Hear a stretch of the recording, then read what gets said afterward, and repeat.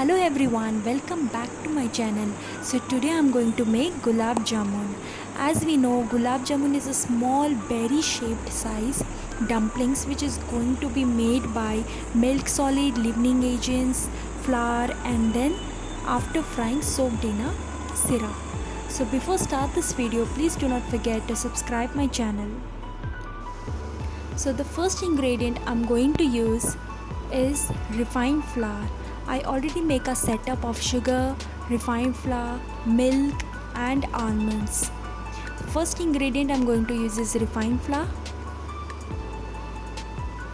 followed by milk solid. If you have milk powder then you can use, but if instead of milk powder you can also use mawa. So now I'm going to mix it very properly without any lumps. It is very much important that you can mix it properly, both the dry ingredients together. Now I'm going to add lukewarm milk in it. The milk temperature should not be very hot and should not be very cold. So after mixing together, I made a very liquidy dough. And now I'm going to rest it for 15 minutes. On the meantime, I'm going to make a sugar syrup. So now I'm going to make a sugar syrup. To make a sugar syrup, only two ingredients are required, that is water and sugar. So the first ingredient I'm going to add in a pot is water. The temperature of a pot is not too much, so it is very low temperature. So I'm going to only simmer this water and sugar solution and followed by sugar. So after adding sugar in it, I'm going to keep it for cooking only 10 minutes. On the meantime, my dough is ready. Now I'm going to make a roll. As you see, the milk solid and flour fully soaked the milk and it become double the size. So now I applied ghee on my palm and now I'm going to fold this. With the help of ghee, as you see, the texture came very clear.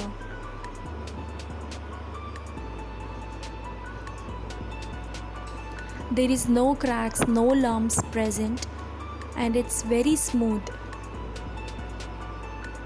So it is very much important at the time of rolling, you should apply ghee on your palm or butter. So like that, I'm going to make so many dumplings one by one. So after making dumpling, as you see, it's ready to fry. So I heat a pan along with the ghee.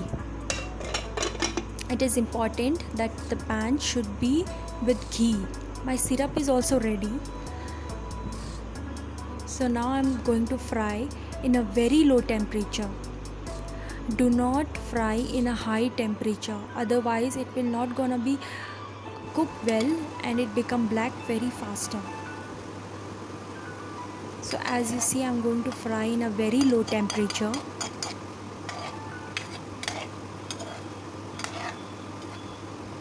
No need to hurry. As you see how good color came and there is no cracks present, no lumps present. So I'm going to fry a little bit more.